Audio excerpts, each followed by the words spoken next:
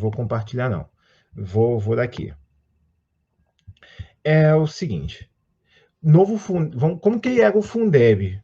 Para quem chegou agora e está se deparando com esse tema Fundeb, não precisa se preocupar tanto com o que era antes. Agora, para quem conhecia, para quem já militava, para quem já atuava no antigo Fundeb, ou mesmo no Fundef, já que eu recordei o Fundef, é, tem que tomar cuidado porque tem várias alterações. Eu percebo a preocupação da maioria das pessoas, se preocupam muito com a questão da parte financeira que o Fundeb tem. Então, o que é o Fundeb? A gente paga imposto desde o primeiro dia do ano até o último, nas nossas aquisições, nas nossas compras, nos nossos serviços prestados. Tem uma relação de impostos que são recolhidos, ora pelo município, ora pelo estado, em que a União quantifica bonitinho lá, depois é acompanhado pela Receita Federal, acompanhado pelo Tesouro Nacional. Quando o governo federal recebe esse dinheiro, ele devolve parte a todos os estados e parte do dinheiro fica com ele. E ele não distribui de acordo com a arrecadação de cada estado. Ele distribui de acordo com uma série de critérios e ponderações, e que pretende fazer com que se reduza as desigualdades em relação à capacidade de aplicar recursos na educação. Significa dizer que sem o Fundeb hoje, um município do estado do Maranhão, por exemplo, tem em média R$ 1.000 para investir em um aluno ao ano, um aluno da educação básica pública do ensino fundamental. Enquanto que um município no Rio Grande do Sul ou em Santa Catarina chega a 19 mil de capacidade de investimento ao ano para um aluno da mesma, de igual modalidade, etapa de ensino. Então, como essa discrepância é muito grande, é um pouco tirar de quem tem um pouco mais para passar para quem tem um pouco menos, ou às vezes muito menos. Então, realmente, é forte essa relação de redução de desequilíbrio, de desigualdade em relação à capacidade financeira no Fundeb. Há uma pesquisa do INEP recente que mostra o seguinte, que hoje uma criança que nasce no estado do Amapá ou no estado do Amazonas, ela tem 6 vezes menos oportunidades do que uma criança que nasce no estado de São Paulo. Eu não estou dizendo que essa criança nasceu em família rica aqui e pobre ali.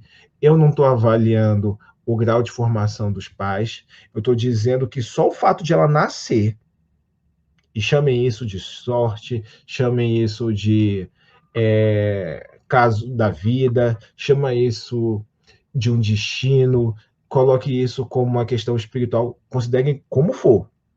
Do ponto de vista de constatação, uma criança que nasce no estado de São Paulo tem 6 vezes mais oportunidades do que uma criança que nasce no Amazonas. Isso são dados estatísticos levantados de série histórica há anos.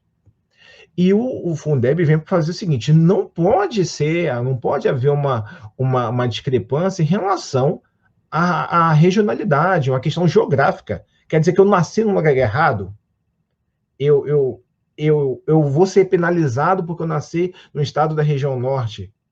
Isso não faz o menor sentido. Isso não pode chamar uma região, uma construção geográfica, um espaço geográfico de país. Se eu estou tirando a oportunidade em 6 vezes em relação a outro estado do mesmo país, tem alguma coisa estranha, alguma coisa a se resolver. Nessa relação, estados que arrecadam mais, como o estado de São Paulo, tem recursos, não vou chamar de prejudicados, perdem mais recursos para poder sanear essa questão em relação ao estado da região norte e região nordeste, basicamente. Região centro-oeste não ganha com isso, região sul muito menos. Tira-se do estado de São Paulo, tira-se de Santa Catarina, tira-se do Paraná ou Rio Grande do Sul para atender região norte e nordeste. Tira-se do Distrito Federal, que tem a maior renda per capita do país, que é onde eu estou localizado agora falando com vocês. Então, tem essa questão financeira que pesa sim. Mas o Fundeb, ele para além dessa questão financeira, ele tem uma preocupação de boa aplicação. E se conselhos sociais, se a sociedade tem momentos muito específicos para lutar por mais recurso, e acabou, a gente, de alguma forma, acaba de comemorar a obtenção de mais recursos para financiamento da educação básica pública, por meio do novo Fundeb, né, que se você chegar hoje no país e falar educação, pensar em Fundeb, o que, que você vai saber? Que o governo federal, que contribuía até 2020 com 10% daquilo que os municípios e estados colocam para financiar a educação, vai passar a colocar 23% até 26, 26%, 23%, perfeito, até 2023, até 2026. Isso é o que isso é o que todo mundo sabe. Mas o como gastar? Porque sempre vai ter alguém que diga assim: olha, agora a gente tem 23% a mais até 2026, tem toda uma estrutura de arrecadação que vai financiar em maior parte a educação. Mas como isso é aplicado? Vai continuar na mão do gestor decidir? Vai continuar na mão de poucos decidir? Ou agora a sociedade, que em um determinado momento histórico brigou por mais recursos, vai também brigar para que seja aplicado como convém, como interessa, como fortalece, como de fato aprimora, como se muda a realidade por meio da educação? Essa é a pergunta a ser respondida. Se entendemos que sim, que a ideia é fazer diferença, não basta só mais recurso, mas onde aplicar, também queremos colocar o dedo aí nessa ferida, aonde aplicar, então sim, a gente pode até chamar um termo bonito, governança, mas há uma forma, uma rede de relacionamento que permite que a sociedade civil se organize, que professores se organizem, diretores de escola, pais de alunos, participem do momento de falar assim, não, aqui deveria ser colocado o recurso. Até eu ouvi há pouco a manifestação do colega falando que o recurso que Guarulhos recebe fica todo alocado para o financiamento, para atendimento à folha de pagamento dos profissionais da educação. Isso é uma escolha.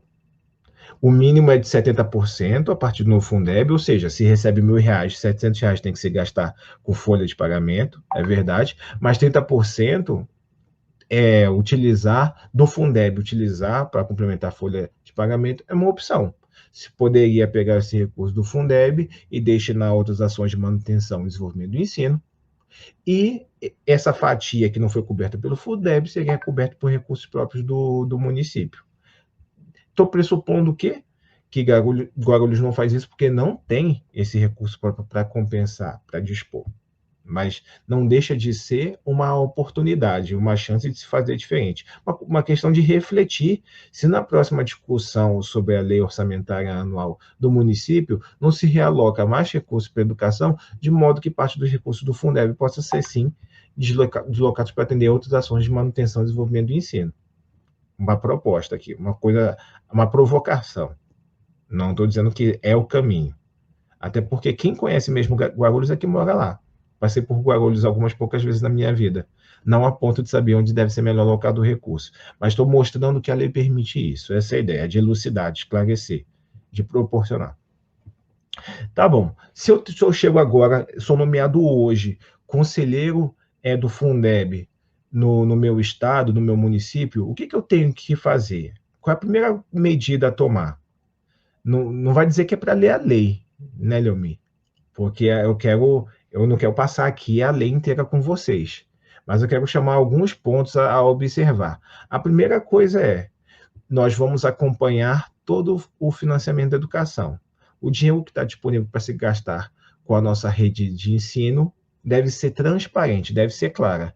Isso me faz crer, e a gente fala um pouco aqui de empoderamento, que eu possa a qualquer momento perguntar para o secretário, para a secretária de educação, para aquela pessoa que está na atividade de gestão escolar, que às vezes está na função de tesouraria, que ela deve prestar esclarecimentos a mim, em até 20, em alguns casos até 30 dias, sobre o quanto recebeu de recurso federal, quanto tem disponível de recurso estadual, municipal, para aplicar na educação. E, de fato, quais foram as despesas? Me mostra a relação que foi gasto 100% com a folha de pagamento. Por exemplo, em até 30 dias. Não pode passar simplesmente esse prazo. Ah, não, esse recurso vai ser utilizado para fazer a pintura da parede de uma escola. Perfeitamente. Eu quero a pesquisa de preços para a escolha de quem vai fazer a pintura, a aquisição dos insumos para fazer a pintura. Eu quero as notas fiscais. Eu quero ver se de fato custou quanto disseram.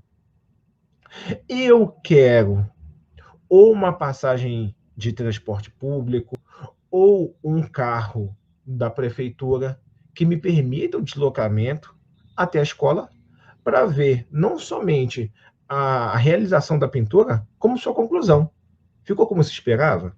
Ou pintou uma parede que está infiltrada e não resolveu um problema maior, daqui a pouco aquela pintura vai sair e vai se desperdiçar recurso público. O que acontece? Leomi, você está dizendo como é ou como tem que ser? Estou dizendo como tem que ser. A avaliação, se a nossa realidade condiz com o que tem que ser, faz parte desse momento. Eu quero ouvir as contribuições aqui nos comentários, no chat, se a gente chega à conclusão de que a nossa realidade não bate com o que deveria ser. E se esse for o caso, o que fazer? O que eu posso fazer quando eu me dou conta de que o município recebeu 50 milhões de reais para aplicar na educação e ele aplicou de forma equivocada 1 milhão? Ou ele aplicou de forma correta, mas não me deu a chance de saber, de avaliar, porque não transparece, não me encaminha os documentos. Tem prefeitura que eu já vi dizer assim, Leomi, a questão é que a gente não pode imprimir papel, garantir a impressão de papel, tem um custo. Aí vocês não é um favor. No caso do Conselho Social, é uma obrigação. Então, sim, gasta o papel necessário, quer buscar um formato mais sustentável, encaminha os arquivos em formato digital, entrega um pendrive, um CD, pedra lascada com os escritos, não importa. O pergaminho, importante é que tem que chegar a informação para o conselho. Fazer um vídeo, olha, eu vou evitar vocês consumirem o papel, esse material, está um período de pandemia, vou fazer uma live de 1 hora com a apresentação da minha prestação de contas no mês e, se quiserem os documentos em relação às informações que eu acabei de prestar, pode dizer que eu encaminho por e-mail. Me digam qual e-mail. É uma outra forma. O registro, ainda mais agora nesse tempo de pandemia, pode ser virtual, é razoável, é proporcional às medidas sanitárias que devem ser tomadas, soluções que envolvam a tecnologia, não teria problema algum. O que não pode é um conselho que, por exemplo, me assiste agora e eu falo o seguinte, olha, nós gastamos R$ 1.000 com pintura, tudo bem? E pronto, e acabou. De forma alguma. Quem é conselheiro, quem é conselheira social, sabe que tudo aquilo que está sendo falado tem que ser ou gravado ou registrado em ata e assinado por todos os presentes. Não existe conselho social que tem memória nas pessoas. A memória do conselho social precisa ser escrita. Isso ajuda o conselho social, a composição do conselho social que chega depois, em determinado mandato. Isso ajuda a responder órgãos de controle. Quantas vezes, quem aqui nunca viu um programa de televisão que questiona uma obra de creche não concluída, uma alimentação escolar insuficiente, uma realização de aquisição de ar-condicionado para atender somente a sala da diretoria, quando deveria atender os alunos que passam uma situação desconfortável, de um ambiente não favorável ao ensino, à aprendizagem. E o que se faz com isso? A primeira coisa que um órgão de controle faz, ou a reportagem faz, é procurar o Conselho Social. Vocês fiscalizaram? Vocês acompanharam? Tem relatório sobre isso? Tem foto sobre isso? E muitas vezes os municípios falam, mas eu liguei, mas eu falei, mas eu bati na porta da Secretaria de Educação, mas você demonstrou. Isso, para mim, é caro. Se quiserem esquecer todo o resto do que eu for falar aqui, não tem o menor problema. Mas eu só tenho um pedido. Eu estava falando exatamente de quê? Deixa eu ler um pouquinho o chat aqui, que eu fiz com vocês até agora.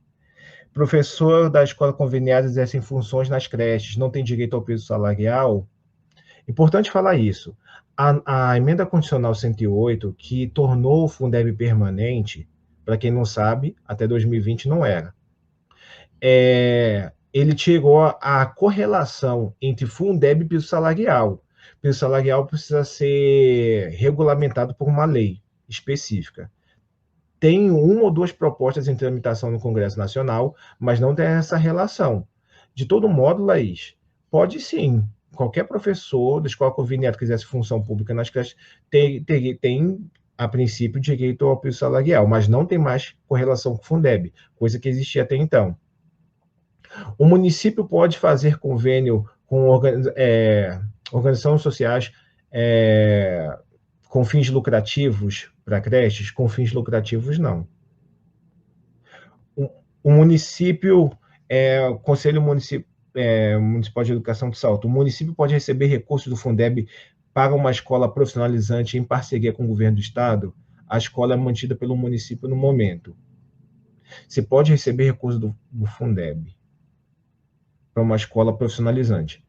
Se é uma escola do estado que está sendo gerida pelo município, o estado tem que passar proporcionalmente ao município aquilo que ele recebeu por essa escola profissionalizante. Provavelmente o estado declarou no censo escolar que tinha X alunos nessa escola profissionalizante, digamos 50.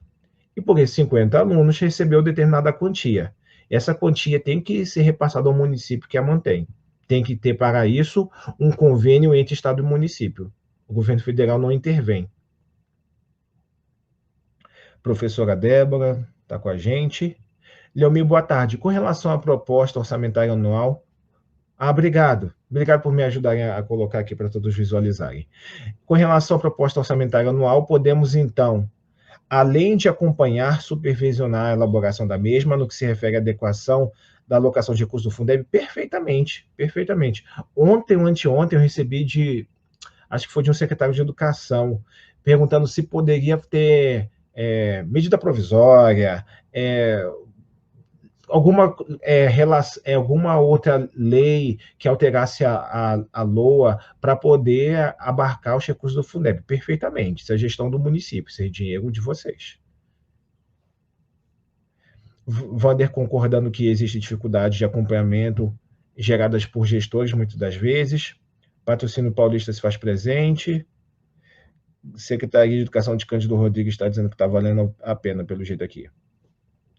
Vamos fazer o seguinte, eu já consegui situá-los em que mundo os conselhos sociais estão. Como está chegando muita pergunta, eu vou responder aqui as perguntas que chegaram, não são muitas, e logo em seguida eu retomo uma ordem daquilo que eu tinha pensado que é importante a gente criar, uma jornada para os conselhos. Vamos pensar assim. Tem só mais uma pergunta do Vander sobre os profissionais do setor administrativo da Secretaria Municipal de Educação. Se podem receber pelos 70%. Já que está começando as questões sobre 70%, 30%, a parte financeira está iminente em nossa discussão, deixa eu falar um pouquinho sobre ela, eu vou fazer uma introdução para nivelar, todo mundo aqui compreender sobre o que o Vander está trazendo para a gente, e depois que eu nivelar as informações sobre profissionais de educação, vai ficar moleza a gente conseguir responder não só o Vander, mas a outras pessoas. O que acontece? O artigo 26 da lei do novo Fundeb é a lei 14.113 de 2020. Ou, se quiserem ser mais precisos, a lei 14.113 de 25 de dezembro de 2020. É uma lei que ficou fácil declarada da publicação, porque foi no Natal do ano passado. No seu artigo 26, ela define um requisito importante para receber os recursos. Ela diz o seguinte, para no mínimo 70% dos recursos, e a gente chama tecnicamente isso de subvinculação 70%. Para não falar, pode receber dos 70%, porque quem está no mundo Fundeb, esses percentuais são claros. Até ano passado era 60%, 40%. No mundo do Fundeb, a partir de 2021, 70%, 30%.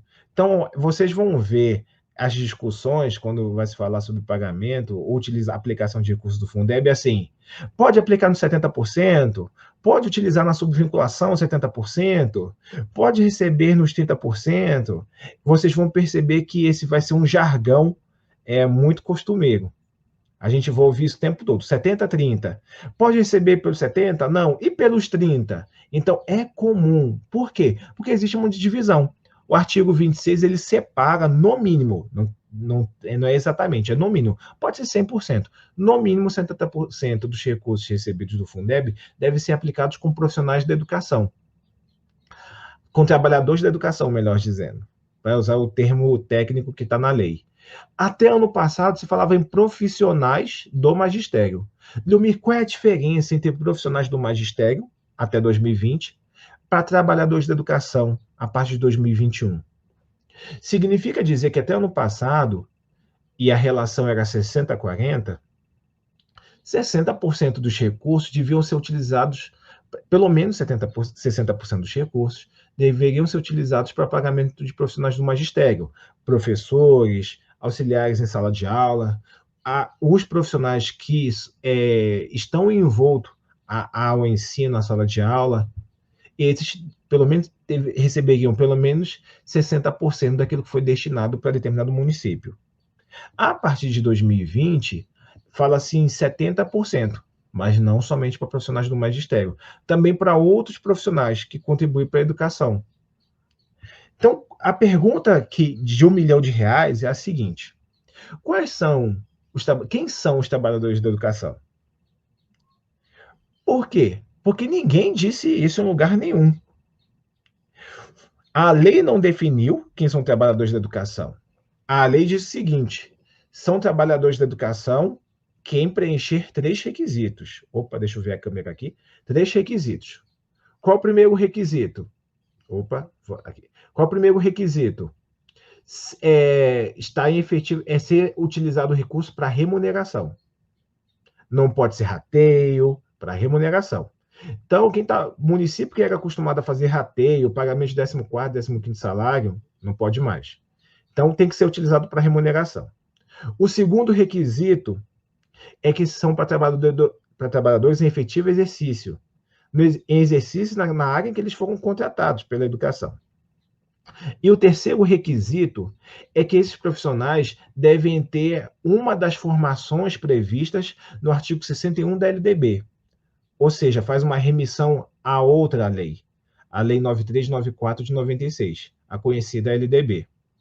E o que. Então, perceba, quando a gente achou que estava tudo resolvido, que era só dizer sim ou não, vem a lei do novo Fundeb e fala assim: olha, não é suficiente você ser trabalhador da educação, pagar seu salário, se utilizar a quem está em efetivo exercício. Não, até porque agora não é somente quem está em sala de aula, tem mais um terceiro requisito. Agora, para ser considerado trabalhador da educação, eu estou exigindo que esses trabalhadores, esses profissionais, cumpram um dos requisitos de formação previsto lá na LDB, em seu artigo 61.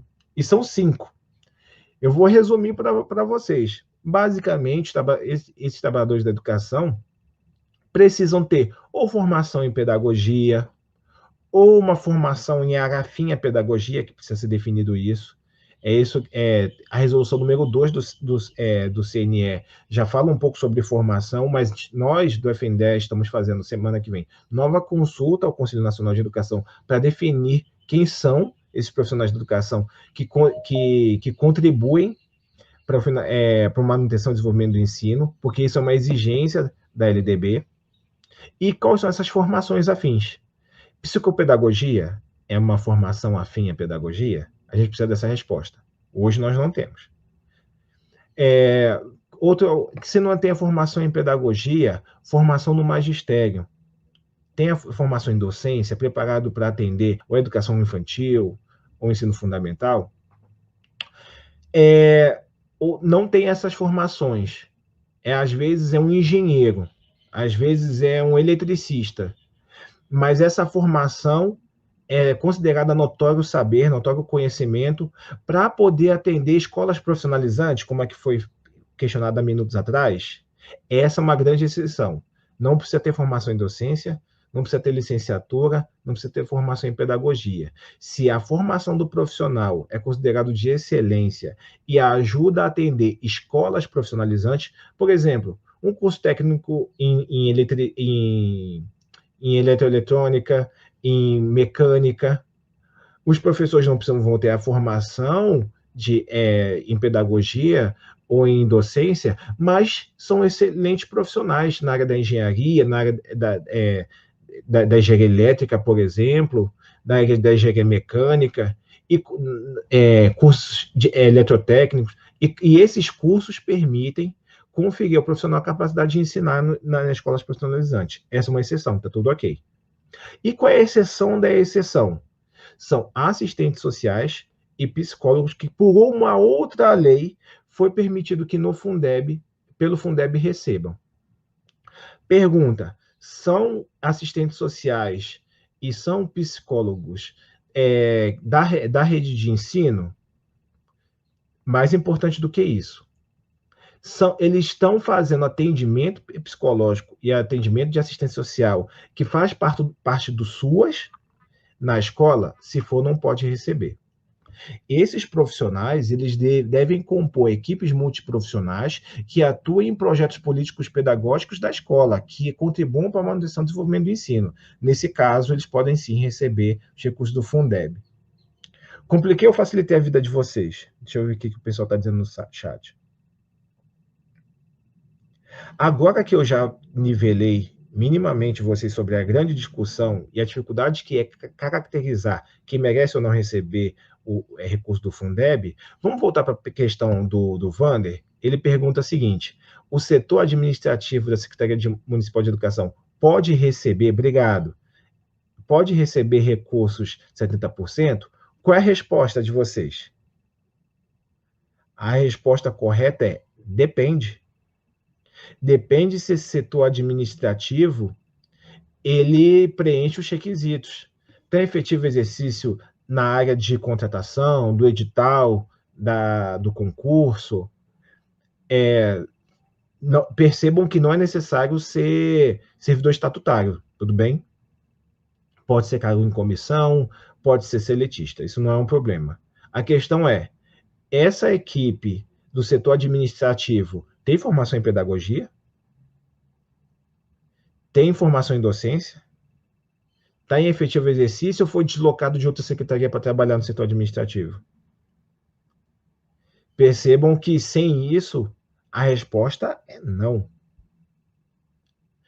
Pode receber nos 30%. Tudo bem?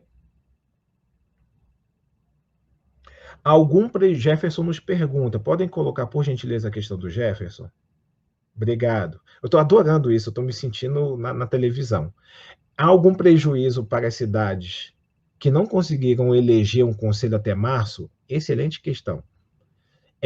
Eu tenho acompanhado bastante, eu passo o dia, às vezes vou correr no parque, que a gente precisa mesmo no meio da pandemia sair e respirar um pouco até para se cuidar, até como modo de prevenção, a estar com o corpo melhor preparado para resistir e ter um mínimo de imunização aí. Eu precisava até pegar um sol. Eu estou correndo no parque, eu estou tomando banho, eu estou dirigindo, coloco o áudio, eu estou escutando uma live sobre o Fundeb. Então, eu posso dizer para vocês que é difícil eu ter perdido uma live sobre o Fundeb, a não ser que não esteja no YouTube, não esteja disponível de forma gratuita. Twitter, acompanho o máximo. Todos os dias eu coloco na busca Fundeb e vejo as notícias do dia, o que as pessoas estão falando sobre o Fundeb. E eu tenho visto muita gente, normalmente de oposição ao governo local, vereadores, muitas das vezes, outras pessoas que de alguma forma querem fazer algum tipo de denúncia, de reclamação, enfim, de se manifestar, dizendo que tem município perdendo dinheiro, que acionou o FNDE, e soube que o município está perdendo dinheiro porque não constituiu o conselho.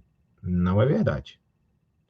Não tem nada, nada, absolutamente nada que diga que porque não constituiu o CACS Fundeb, vai deixar de receber recursos do Fundeb. Não, podem ter outros prejuízos. Por exemplo, quando não se constitui conselho, você não consegue o login e a senha para o Sigecom, para o Mavis, e com o sem acessar a determinados sistemas, você não consegue realizar a prestação de contas de outros programas, como o PENAT, por exemplo. Programa Nacional de Transporte Escolar. E aí há um prejuízo, eu diria que por tabela, indireto, mas deixar de receber recursos do Fundeb porque não tem conselho, isso não acontece. Isso acontece no PENAI. Conselho de Alimentação Escolar que não é constituído não recebe a parcela. Mas uma vez constituído, ele recebe retroativamente as parcelas que não recebeu por não ter o conselho constituído à época do pagamento. Obrigado pela questão, Jefferson.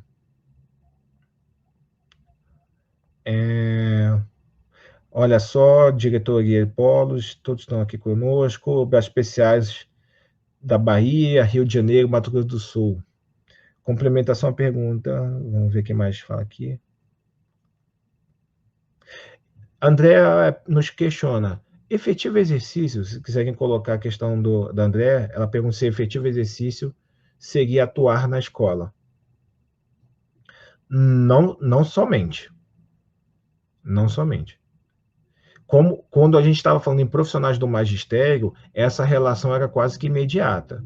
Quando a gente passa a falar de trabalhadores da educação, não necessariamente. Eu entendo perfeitamente que uma coordenação de ensino, uma supervisão de ensino, que não necessariamente fica na escola, mas que atua em projetos, em ações, iniciativas para a manutenção e desenvolvimento do ensino, e a equipe, ou pessoas que compõem a equipe, têm formação em docência, ou em pedagogia, ou associada, porque tem outras áreas associadas. Se vocês forem lá no artigo 61 da LDB, falam em administração, falam em outras áreas do conhecimento. Se há essa formação e trabalham em efetivo exercício para a garantia da manutenção e desenvolvimento do ensino, entendo perfeitamente que elas podem receber. Então, esse tipo de atalho, de gatilho que nós tínhamos até 2020, que a relação com a escola como efetivo exercício, ela não faz mais sentido no novo Fundeb. Ela é um pouco mais abstrata até. Leomi, continuo com dúvida. Estamos aqui reunidos no conselho e nós precisamos definir. Se eu pedir para vocês colocarem uma mensagem, como se fosse a mensagem aqui dos comentários, vocês conseguem? Se conseguir, eu vou pedir para colocar o e-mail fundeb@fnde.gov.br. Eu não sei se para Emily eu estou dificultando, ou precisaria soletrar o e-mail para te ajudar? Se não precisar, tudo bem, mas se precisar, fala. Pode falar. Isso. Pronto, a diretoria de formação colocou, pronto.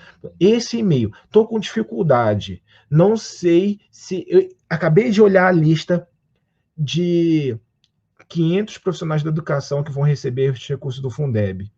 Estou com dúvida se eles deveriam ou não receber, se é efetivo exercício ou não. Pode encaminhar e-mail para fundeb@fnde.gov.br.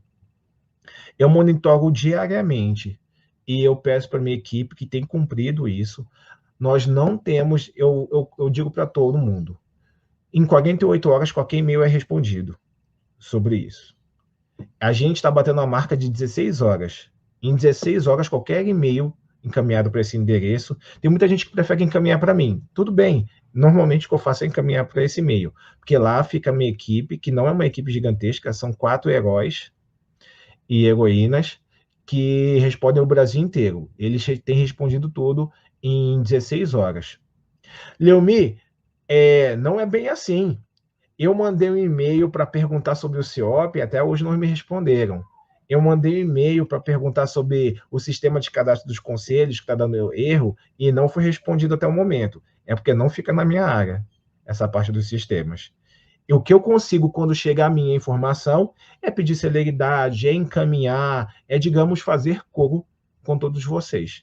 Mas não é da minha área. Mas dúvida sobre a aplicação dos recursos, dúvida sobre composição de conselho, dúvida sobre quem deve receber ou não, e chega por esse e-mail, eu garanto que em menos de um dia está respondido. E se não tiver, já me avisa que eu cobro em seguida. Mas, olha, eu não lembro a última vez que eu tive que pedir para minha equipe resgatar e-mail que não tinha sido respondido. Deve fazer mais de um mês. Então, é um e-mail seguro. Às vezes as pessoas preferem mandar encaminhar um e-mail para mim. Qual é o risco? Eu nem me oponho a responder os e-mails. Até gosto. De vez em quando eu respondo até um outro por exercício, para ver o que as pessoas estão perguntando. Mas é que, por exemplo, se eu me comprometesse a responder determinado e-mail, e agora que eu estou com vocês, eu deixaria de atender o e-mail que chegou na minha caixa. E lá não, eu tenho pessoas dedicadas a isso. O chat está ficando bom. Mais perguntas? Voltou. Tendo outros requisitos como formação e outros atuando na Secretaria de Educação, informações, outros cargos, será efetivo exercício? Olha, não ficou muito clara a pergunta, mas eu vou de verdade tentar de responder. Olha só, vamos fazer um exercício. Vou pegar esse exemplo da Andréa, se eu entendi bem a questão. Se eu não tiver entendido, pode refazer aqui no chat que eu retomo a questão. Eu estou compreendendo que a pessoa tem os requisitos de formação e atua na Secretaria de Educação em formações ou outros cargos. Seria efetivo exercício? Depende, a gente teria que analisar o caso concreto. Por quê? O que vai ser a âncora para vocês perceberem se aquela função, se aquela atividade, tendo as formações, é efetivo exercício ou não? Olhar o artigo 70 da LDB e observar lá quais são as atividades de manutenção e desenvolvimento do ensino. Se essa pessoa trabalha para fomentar, para fortalecer, para promover uma daquelas atividades de manutenção e desenvolvimento do ensino, e ela tem o critério de formação previsto no artigo 61 da LDB, então, sem medo de ser feliz, vocês podem dizer que essa pessoa pode receber pela subvinculação 70%. Então, tem dois artigos muito caros para nós. O artigo 61, que diz sobre a formação, e que não é suficiente, mas é condição necessária. E o artigo 70, que vai dar uma luz sobre o que seria efetivo exercício. Seria atuar em uma daquelas áreas de promoção à manutenção e desenvolvimento do ensino. Se eu tivesse que fazer uma ferramenta para fazer uma análise e dissecar as atividades de cada trabalhador ou trabalhadora da educação e saber se merece ou não receber pela subvinculação 70%, eu faria esse exercício. Ajudou? Tem outras questões. O Conselho Municipal de Salto faz uma questão importante, bem polêmica. As auxiliares de desenvolvimento infantil, tias da creche, olha, só estou aqui por conta de muita tia da creche, viu? Elas entram nos 30%, mesmo tendo pedagogia? Eu acredito que é um caso para 70%. As formações que são importantes serem garantidas. Então, digamos que fosse aqui a minha mãe, a dona Marli, tia da creche, se ela tem a formação em pedagogia e atua numa atividade claríssima de manutenção e desenvolvimento do ensino, não teria por que colocar ela na subvinculação 30%, colocaria na 70%.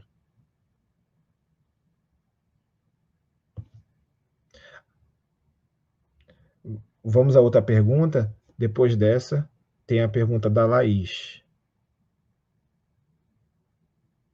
Vocês podem me ajudar a colocar na apresentação a questão da Laís? Se a prefeitura não mudou a lei, podemos pedir as senhas como conselho antigo? Se a prefeitura não mudou a lei, vocês vão primeiro garantir a criação, a constituição do conselho por lei ou por decreto, tudo bem? Porque o que eu tenho ouvido de muitos municípios?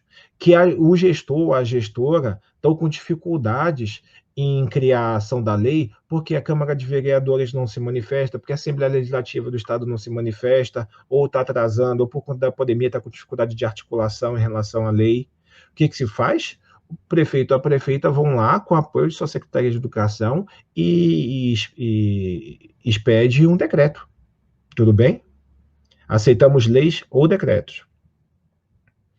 Com decreto feito com a lei nova é que vai ser possível pedir assim, senão o FNDE não vai lhe passar. Essa que é a verdade. Cubatão não adequou à lei do Fundeb. O que devemos fazer? Excelente pergunta. O que eu sugiro?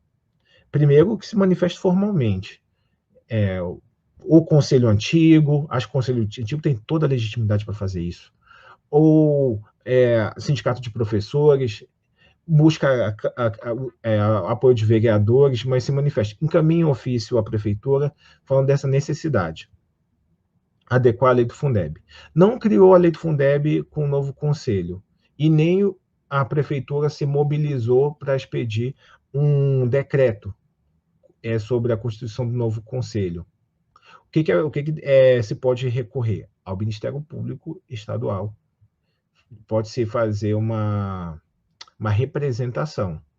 É um método mais custoso, mas, em última análise, para não prejudicar o município, pode-se recorrer ao Ministério Público Estadual. Inclusive, aproveito, depois pedir ajuda até, da UNCB para divulgar, na próxima quinta-feira, às 16 horas, salvo engano, eu vou fazer uma palestra no primeiro Encontro Nacional de Promotores de Justiça da Educação.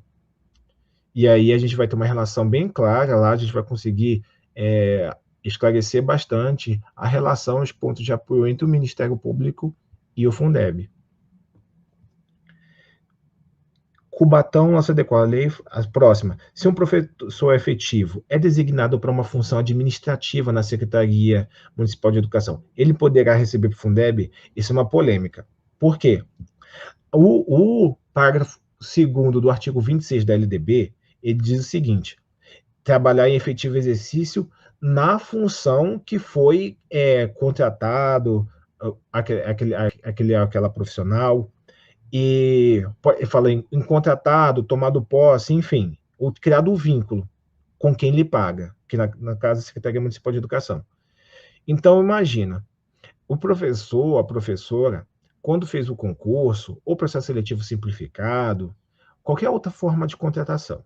Esqueçam a forma de contratação, porque isso não é o mais importante. Mas por uma via, foi selecionada, foi designada, tomou posse, assinou contrato, para trabalhar na Secretaria Municipal de Educação. E nessa convocação, a convocação foi para ser professor efetivo. De sala de aula, para ser diretora, supervisora. E em um dado momento, a Secretaria de Educação tem uma necessidade.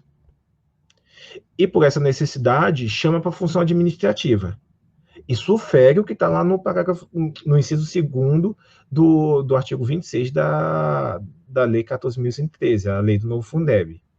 Então, a rigor, não poderia. Por isso que, assim, se eu fosse secretário municipal de educação hoje, eu faria editais mais amplos.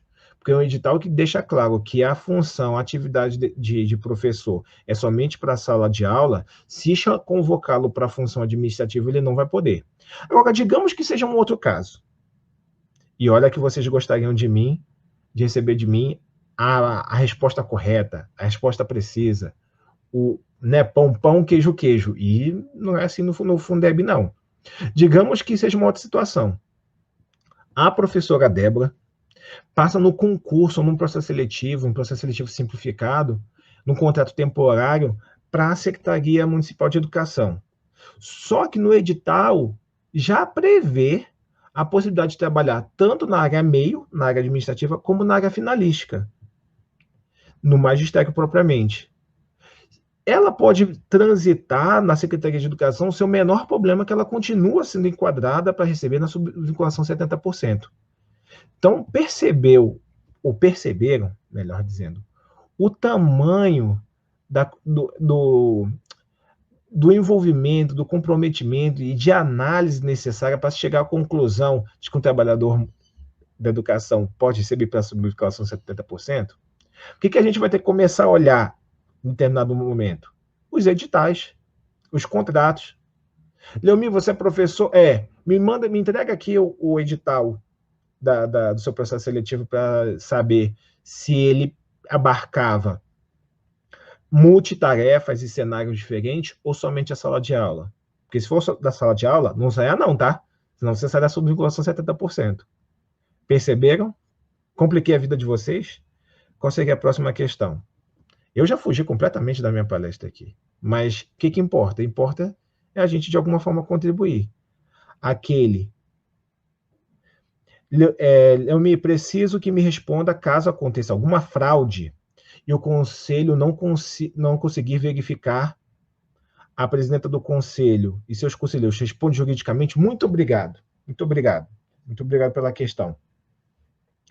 É importante dizer, inclusive essa vai ser minha fala com os promotores de justiça, os procuradores da República, no evento na semana que vem. Já conversei com a COPEDUC, que é a Coordenação de Educação do Ministério Público Federal, sobre isso. É preciso refletir sobre uma questão, até para saber como a sociedade... Vou além.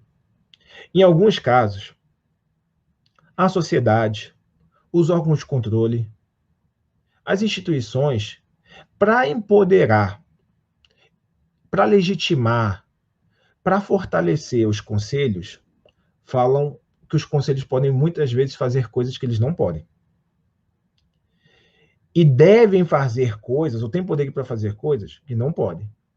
Eu já vi gente dizer assim, não, se um contrato não estiver sendo atendido, o conselho vai lá e multa. O conselho não pode multar. Se não estiver fazendo certa coisa, o conselho pode encaminhar dessa forma. Tem que tomar muito cuidado. Não, porque o conselho tem que pegar fraude. Já ouvi isso demais. Já vi várias instituições, não vou citar o nome falando. Tinha até uma época, em 2014, que tinha um folder de uma instituição que chamava os conselheiros sociais de auditores sociais.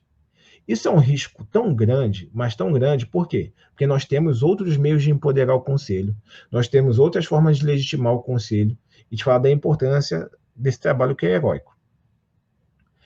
O risco é exatamente esse que a Kaylee, ou Kaylee, eu acho que é Kaylee, está trazendo para a gente. O risco de gerar um peso sobre o conselheiro, sobre a conselheira, de que tem que detectar fraude. Eu vou falar para vocês. A minha especialidade não é Fundeb. Eu estou no Fundeb só há 6, 7 meses. Minha especialidade é compras públicas em educação. É isso que eu faço há 13 anos. Compras públicas, é isso que eu me especializei, publiquei artigo, compras públicas para educação. A chance de uma pessoa comum, leiga, minha mãe, qualquer outra pessoa, minha esposa, o colega que está passando ali, que joga bola comigo, pegar uma fraude em relação a um auditor que estuda 16 matérias para passar no concurso, que tem formações semestrais, anuais, é gigante, é gigante.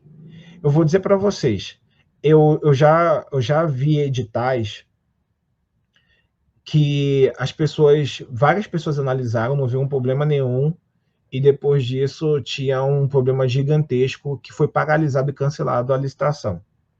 Porque as pessoas estavam... É um olhar diferente. É como uma médica, um médico que analisam você sem você falar nada, muitas das vezes. Pela pele amarela, pela cor, sei lá, do olho, o que está transparecendo, pela língua, tem gente que analisa pela língua, pelo pé, 1 milhão de caminhos, pelo toque, já sabe, aqui tem um problema, aqui não tem um problema. Quem é especializado em compras, em contratações, aplicação de recursos, detecta com muito mais facilidade. A chance de eu passar para vocês um caso, um estudo de caso, que vocês não consigam detectar é muito grande. Então, esse peso não pode estar sobre conselheiros e conselheiras de jeito nenhum. O que é esperado de um conselheiro? O que é esperado de uma conselheira? O que é esperado do que o direito chama de homem médio? Ou a gente poderia dizer a mulher média. Talvez é até bom não ter essa nomenclatura mulher média, porque mulher nunca é média. Né? O futuro da nação com mais mulheres na liderança. Se eu passo um estudo de caso, uma situação de fraude, o que se espera de uma pessoa que é leiga no assunto? Que ela, se for algo grave, se algo for algo explícito, se algo for algo denunciado, que ela encaminhe, que ela diga, que ela questione. Mas digamos que ninguém falou nada para você. Digamos que você simplesmente recebeu documentos e foi analisar. Não é esperado que você detecte um erro contábil, uma fraude numa licitação, porque isso exige conhecimentos e técnicas que vão além. Olha, eu não estou longe de ser o melhor, mas ser minimamente me especializei no assunto. Só de capacitação, o FNDE já investiu mais de 250 mil a mim. Forneceu também a outros profissionais, e isso o FNDE nos apoia muito nesse sentido. Será que o conselheiro ou a conselheira tem à sua disposição as formações, as técnicas, os requisitos para descobrir uma fraude? E olha que eu, como qualquer outra pessoa, um auditor, tem toda a chance de não pegar, de não detectar. Então, o que é esperado? Se teve uma denúncia, encaminhar. Conselheiros e conselheiras, não deixem nenhum tipo de denúncia pararem em suas mesas, em seus e-mails, seus celulares. Encaminhem. E nem encaminhem como verdade, encaminhem como denúncia. Olha, foi me relatado isso. É importante que o conselho social seja também um ponto focal para a sociedade. Um pai de aluno que tem medo de retaliação a seu filho, encontre no conselho um porto seguro que pode comentar: olha, eu não tenho certeza, mas eu tenho indícios, eu tenho essas provas, eu tenho essa foto, eu tenho esse e-mail, eu tenho esse documento, eu vi que saiu uma licitação, mas a escola continua sem pintura, eu vi que saiu uma compra de ar-condicionado, mas ar-condicionado mesmo só tem na sala da direção. Esse tipo de informação explícita, claro, clara, ainda que dependa de comprovação, deve ser enfrentada pelo conselho. Agora, questões mais técnicas, documentos e análises, balanços contábeis mais difíceis, não é esperado que o conselho seja responsável por isso. Então, eu só imagino hoje um conselho ser responsabilizado por omissão. Omissão em pedir informações, omissão em pedir esclarecimentos, omissão em, em receber uma denúncia, não encaminhar, omissão em relação à realização de visitas quando necessário. E quando não puder fazer visita, Leomir, num período de pandemia, escrever em ata, mandar ofício, por conta da pandemia, na composição do conselho, existem pessoas no grupo de risco que ainda não se vacinaram, existem pessoas que convivem com pessoas do grupo de risco em suas casas e por isso não podem se expor, então não vai ter visita. A análise vai ser, e acompanhamento, a fiscalização ocorrerão de forma à distância, por meio de documentos. Então, nos encaminham os documentos. Eu só consigo imaginar conselho sendo prejudicado ou juridicamente responsabilizado por omissão nesses casos que eu elenquei. Qualquer outro, é razoável esperar que isso não se detecte. Ficou claro? Respondi a questão. Se quiser passar para outra, fiquem à vontade, não sei qual é a próxima. Fui eleita recentemente, então como fiscalizar e estar dentro da sala de aula em 2 matrículas? Existe alguma forma de fazer? Professora, né, está na sala de aula, está atuando ali, e ao mesmo tempo precisa realizar a sua atividade de fiscalização. Como fazer isso? Não tenho a resposta, mas vamos tentar construir. Inclusive, se tiverem sugestões, pode colocar no chat que a gente publica as sugestões que estão em relação a essa questão, que é muito boa. O que eu faria no seu caso? Primeira coisa que eu faria, comunicar à direção da escola que eu exerço essa atividade, que por isso, eventualmente, precisarei sair para realizar visitas, vistorias, coisas do gênero. Essa é a primeira coisa. A segunda coisa e separar liberações quando necessário. Segunda coisa que eu faria, separaria na minha agenda e compartilhar essa agenda, essa disponibilidade com o restante do conselho, quais são os dias na semana, no mês, que serão realizadas reuniões. Para quê? Para deixar claro o seu planejamento, a sua programação. E não tem programação boa, programação ruim. Tem programação possível. Só tem perna o conselho para fazer uma reunião mensal? Tudo bem. Faça a melhor reunião mensal da vida. Estejam 100% ali. Tudo bem. Definiu a programação? Qual é o terceiro passo? Já comuniquei à direção da escola, já me programei e demonstrei a programação do conselho. Inclusive, é interessante que essa programação do conselho esteja publicada no site da prefeitura, da Secretaria de Educação, porque todos saibam que naquele dia o conselho vai se reunir, ainda que virtualmente, para discutir algum ponto. Inclusive, pode colocar para a sociedade a pauta, sugestão de pautas. Isso é interessante. Fez isso, vamos à atuação efetivamente, à fiscalização efetivamente. Tempo de pandemia, como que você acha que TCU, CGU, Ministério Público está atuando à distância, FNDE, por análise documental? Então, podem utilizar as reuniões mensais para planejar tudo aquilo que vocês querem analisar durante um mês. E, a partir disso, todas as solicitações de informações que são necessárias. Pedir à Secretaria de Educação, à Prefeitura. Então, vai colocar lá, mês de julho, queremos analisar a aplicação dos recursos, realização de pagamentos, acompanhamento de quem está na folha de pagamento, recebendo recursos pelo Fundeb. Para analisar esses 3 pontos, o que precisamos? Precisamos solicitar a planilha da folha de pagamento e indicação de quem está recebendo para subvinculação 70%. Que vamos precisar do extrato bancário, para saber o quanto caiu de recurso e qual é o recurso disponível, e sobre as aplicações, com que foi gasto, apresentando o planejamento das contratações, notas fiscais e fotos ou outras formas de se comprovar que aquelas atividades de compra ou de aquisição foram realizadas. A pintura foi feita? Mostra a foto. Comprou um equipamento para a escola? Mostra a foto, mostra a nota fiscal. E com isso vocês conseguem, ao longo do mês seguinte, analisar toda a documentação recebida. Isso é uma forma que eu veria, que analisaria. Olha, aqui a Secretaria de Educação definiu definiu os dias de reunião, o presidente assina a declaração, perfeito. Alguns municípios não liberam conselho para fazer fiscalização ou reuniões em horário de trabalho efetivo. Nesse caso, o horário alternativo, fazer reuniões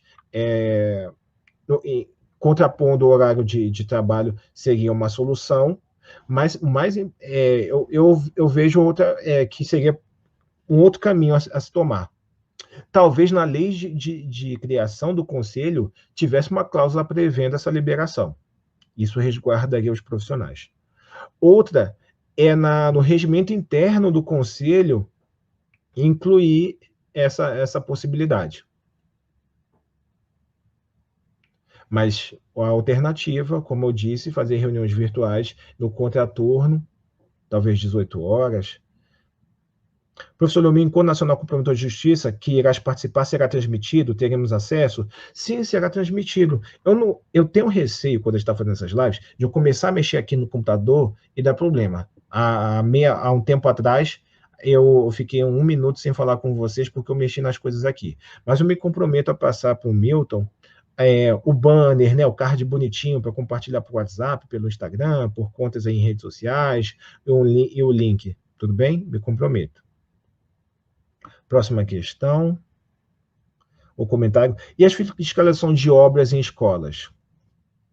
A fiscalização de obra, ela passa a exigir o presencial, mas tem como evitar, como minimizar. Como que a gente faria com fiscalização de obra em escola? O importante da obra é garantir, se vocês fizeram isso na casa de vocês, ou acompanhar alguém que já fez, é acompanhar se o dinheiro que está saindo está mexendo na obra, está sendo construído algo. Então, a primeira coisa que vocês vão fazer é mandar um ofício para a Secretaria Municipal de Educação pedindo a relação de todas as obras que estão ocorrendo, onde se localizam, qual a estimativa de gasto com elas, se houve ou não licitação. Faz uma tabelinha. Olha, queremos saber isso, isso e isso.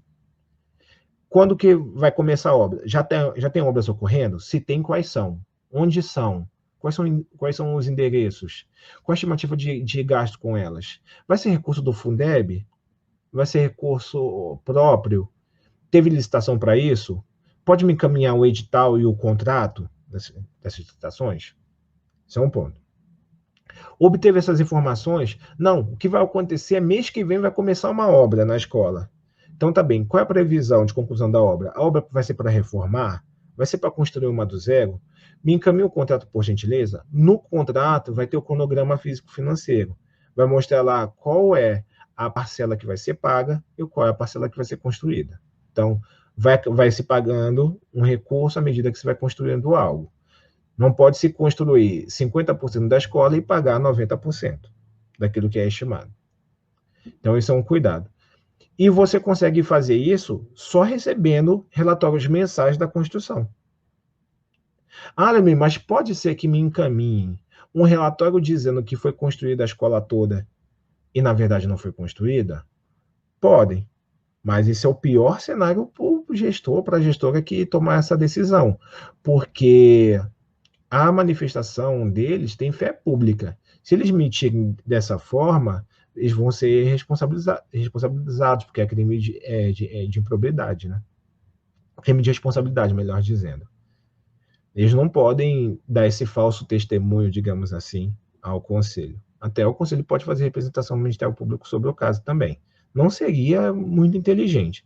Mas se fizer, a ideia é que esses relatórios mensais propiciem um planejamento do conselho. Olha, se eu já estou vendo pelo relatório que está sendo construído, que paralisou, que andou, eu não vou todo dia na obra, eu vou uma vez ao mês. E uma vez ao mês é uma exposição menor do que toda semana na obra.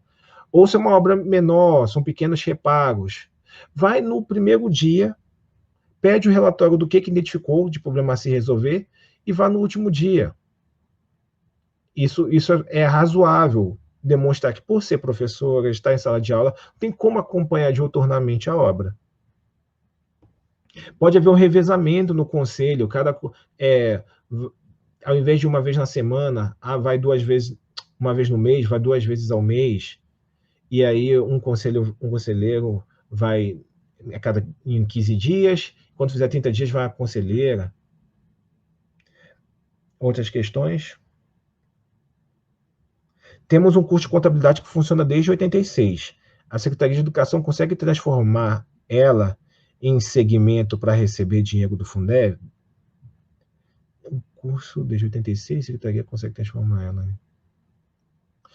Não, só quem consegue transformar um curso em elegível para poder receber recurso do Fundeb é o Conselho Nacional de Educação, por meio de resolução, e a gente vai pedir que eles façam isso até o mês de julho.